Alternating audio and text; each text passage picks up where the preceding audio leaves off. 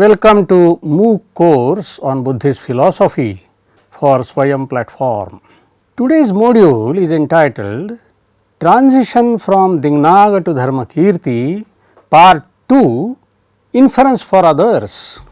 The objective of the module is to acquaint the student with the points of difference between the views of Dinnaga and Dharmakirti on Pararthanumana. Dinnaga's systematization of inference at the level of Swarthanumana, that is inference for oneself, also led to systematization at the level of Pararthanumana.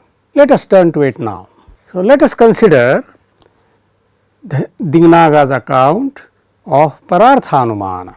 We have seen that the classification of inference, that is Anumana, into inference for one's own sake, Swartham, and inference for others, Parartham, is crucial to Dinnaga's theory of inference. According to Dinnaga and also Dharmakirti, inference for oneself is of the nature of knowledge and hence can be called pramana.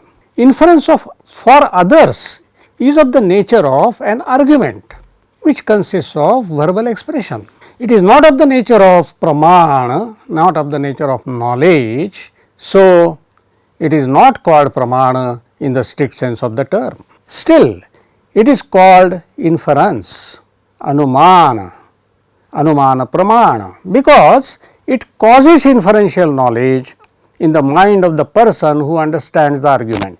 According to Dinnaga, inference for oneself is the knowledge of the inferable object arising from the mark which has triple character. So, it can get accomplished in two steps, but the inference for others has to have three steps: thesis, reason and instance, paksha, hetu and drishtanta. So, let us now consider the nature of sadhana, that is the proof, and its constituents.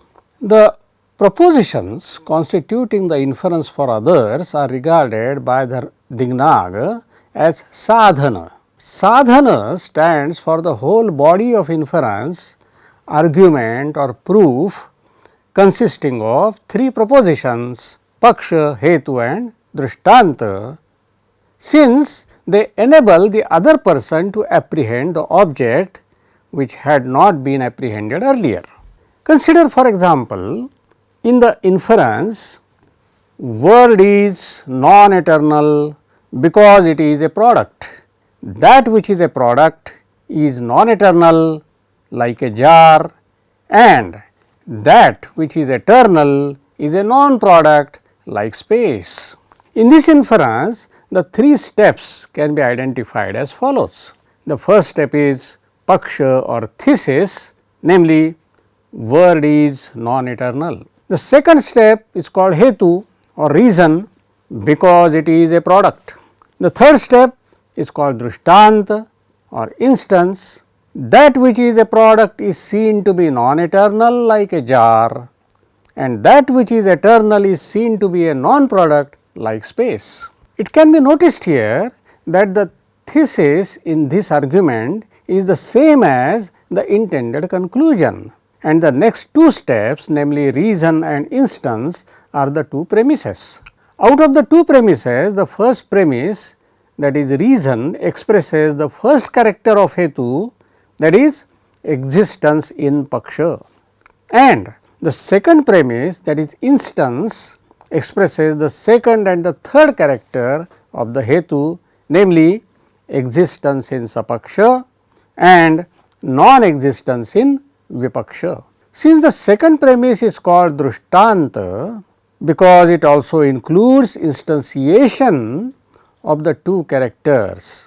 Out of the two premises, the first premise, that is reason, expresses the first character of hetu, that is existence in paksha, and the second premise, that is instance, expresses the second and the third character of the hetu, namely existence in sapaksha and non-existence in vipaksha. Still, the second premise is called drishtanta because it also includes instantiation of the two characters. Since inference for others consists of three aspects, paksha, hetu and drishtanta, the theory of fallacies also becomes threefold according to Dinnaga. An inference can be fallacious either because there is a fallacy of paksha, pakshabhasa, a fallacy of hetu, hetvabhasa, and fallacy of drishtanta, drishtantabhasa. Now, let us consider how Dharmakirti deviates from that. We have seen in the preceding module that the two characters of hetu, namely existence in sapaksha and non-existence in vipaksha, which were accepted by Dinnaga, got reduced to the single character called universal and necessary vyapti relation in Dharmakirti's framework of inference. The triple character then got reduced to the two characters vyapti and pakshadharmata. This has implications to the difference between their theories of pararthanumana. In Dinnaga's scheme, argument consisted of three steps. We have seen paksha, that is thesis, hetu, that is reason, and drishtanta, that is instance. In Dharmakirti's scheme, argument consisted of only two steps, vyapti and pakshadharmata. The statement of the thesis was not necessary according to Dharmakirti because it was deductively derived from the premises. Under vyapti, according to him, either only positive concomitants or only negative concomitants are to be stated. Both the concomitants are not supposed to be stated. And thirdly, instantiation was not a necessary part of argument according to Dharmakirti. These points of difference need to be understood with some elaboration.